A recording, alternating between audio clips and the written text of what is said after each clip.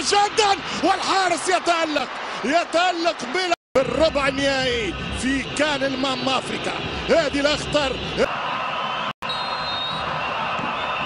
تلعب الكرة مغربية، يتقدم الهجوم للوصول، الكونتر اتاك المصراوي خطيرة جدا في الامكانيات. مصر تلعب بذكاء وخبرة السنين، يتقدم الهجوم عن طريق الاخطر العشرة، يلعب الكرة ابراهيم عادل الكابيتان، تسديد الجول. عالمي يا مصري، عالمي عالمي عالمي. حتى ودورة في لفة وروجيريو راسه تلف. 1-0. نعم هو محمود صابر بيساره في ثاني هدف وهذه بيمينه صعبة جدا وجول. هدف التعادل. الفريق المغربي يلقى الحل من خطأ في الدفاع المغربي. المصري يسجل الجول يا دوريانيس. هدف على طريقة المغاربة ورؤوس الحربة بذكريات أرسنال والشماخ. يسجل الأسود التعادل عن طريق هدف المغرب، هدف مصر، هدف ملعوب. مدراك الكتالوني لعبد الصمد الزلزولي، يرجع لقاء من جديد. مصر تهاجم بيفضل لاعبيها عن طريق عادل، يمشي ابراهيم يدخل جزاء الشوط وكرة تمشي للحارس حمزة علاء.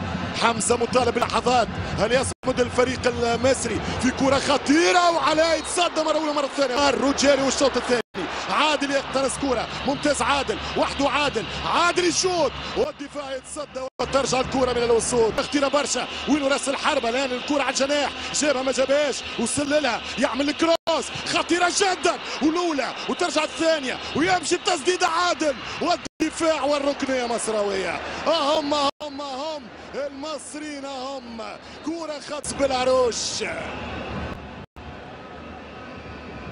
ماتش صعيب برشا، ماتش بكراوي. هي تغييرات رغم انه شيبو كان حكان ومطالب عصام ممكن بالتغيير. هنا خطيره للفراعنه، صعبه على الاسود، مساله الامكانيه، مساله العرضيه والخطوره صعبه جدا والتسديده والدفاع.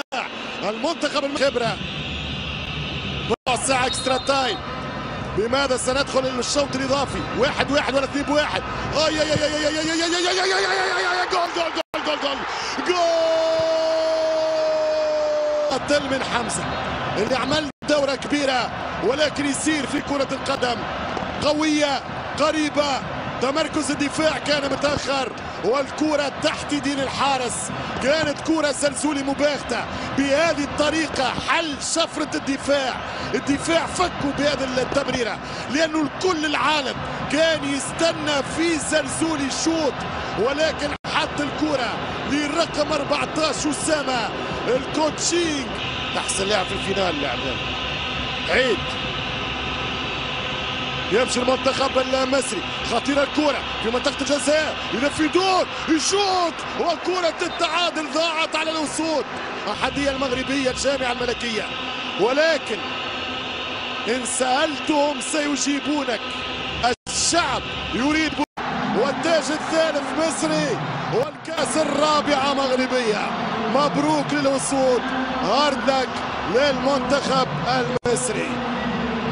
في 108 أسامة ترغلين حد كرة البطولة. تقدمت مصر بمحمود حسن صابر ورجعت المغرب